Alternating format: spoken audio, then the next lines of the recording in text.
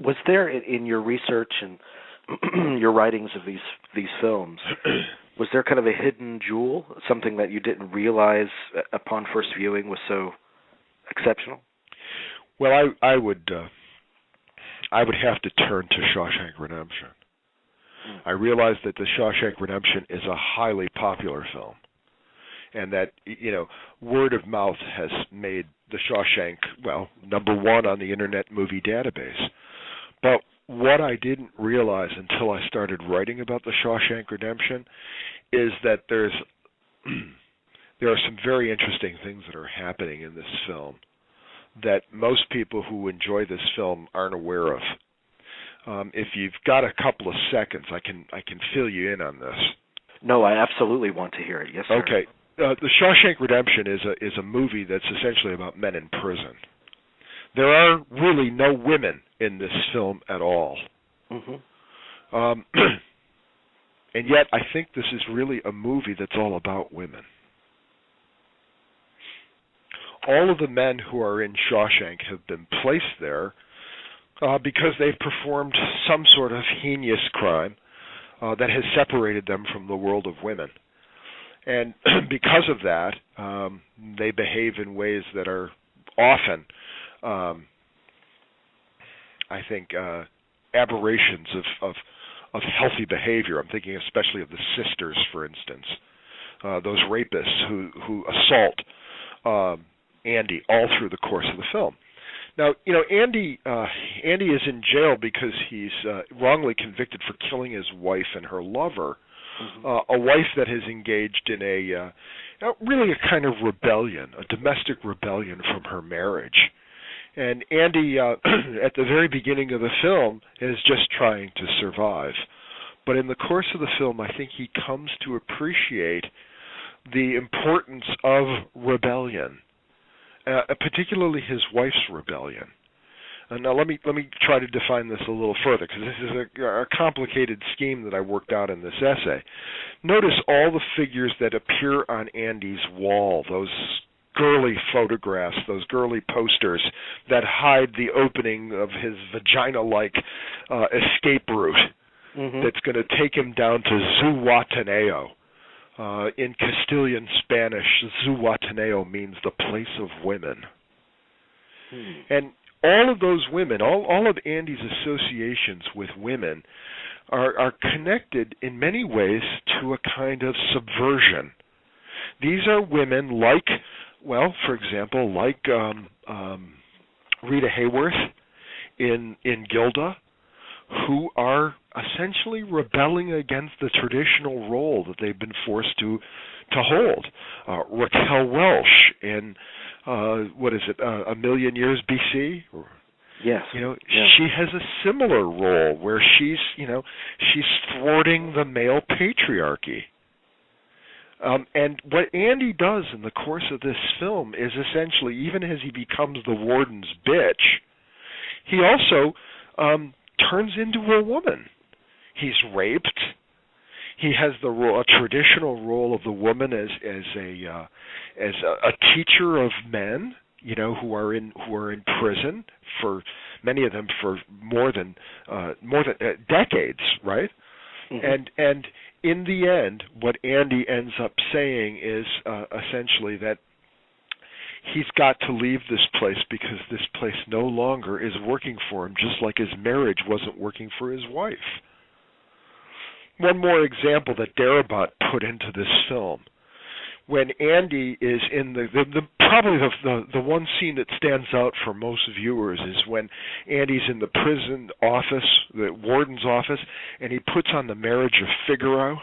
Mm-hmm. And that music plays over the loudspeakers, and all the men are frozen in their place as they're listening to this.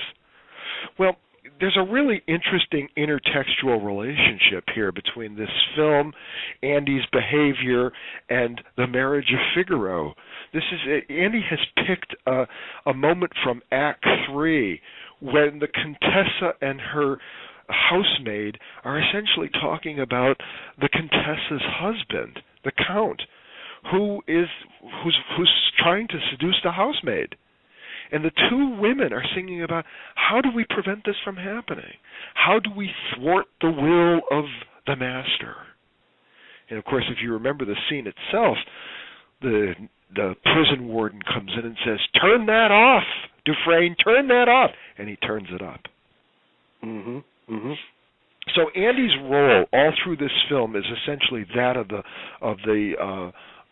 subversive woman. And what does it? I mean, what does it have to say about the nature of masculinity in light of your reading? I think it's very critical of masculinity, very highly critical of masculinity, because masculinity would seek to repress and to hold down femininity and to keep it bottled up. You remember there's that opening scene where Andy's pictured in his car with a bottle of booze in his lap and his fist clenched as he's thinking about killing his wife. He pulls out a pistol from the glove compartment and bullets fall out of the car. There's all this masculine rage. And in the course of the film, what I think Andy does is to take responsibility for his own role in the destruction of his marriage. He becomes a nuanced character in a way that women are nuanced characters. And men men in the rest of this film are not, with the exception of Red, of course. And one could even make the argument that what he does is form a marriage with Red. Mm-hmm. It's not homoerotic or sexual in any way, but it is a marriage where he has Red essentially follow his path to the wall where he made love to his wife. And there he invites Red to join him in Zihuatanejo. Well, there's something so soft and almost cherub-like about Tim Robbins. I mean, he doesn't seem hardened in any way. So I think that's perfect casting in that film for that particular character. I would agree too, and I also think Morgan Freeman's perfect casting as well. Oh gosh, yes. Yeah, that voice. I mean, he's. The question that the students always ask me is, whose film is this? Is this Andy's film or is it Red's film? And my argument is that it starts off as Andy's film and then it becomes Red's. Hmm. How do they complement one another in your mind? Are they two sides of the same coin, or? Andy's the teacher. In the way that his wife is the teacher, in an odd sort of way, though his wife leads him into an act of rebellion, an act of subversion, and I think what happens to Red is Red also becomes one of Andy's disciples. Get busy living or get busy dying. Mm-hmm. Red is put into a position where he's between. There are two extremes in this film. On the one hand, you've got Brooks, who is institutionalized, an institutional man. Mm-hmm. On the other extreme, you've got the women and Andy, because Andy's linked to all these various women all through this film. And Red's in the middle of this. And Red has to move from a position where music doesn't make much sense, and where art doesn't make much sense, and where checkers is better than chess, and where life is uncomplicated because he's given himself over to becoming an institutionalized man. He has to move to Andy's world, and that's why Red gets out. You remember that last scene where Red goes in front of the parole board and acts quite differently than he does in those first two scenes in front of the parole board. Yeah. And the last scene, interestingly enough, there's a woman on the parole board. The other two scenes before that, there are no women on the parole board. Huh. See how it keeps coming back in interesting ways to talking about women? Yes. Yeah, and that was probably my biggest discovery in the course of writing about these films, is what happens in Shawshank. And I sent a draft of this to Steve, and he read it, and he really enjoyed it. He thought that was an interesting way of reading Darabont's film. And I don't think Steve was conscious of this at all. Mm.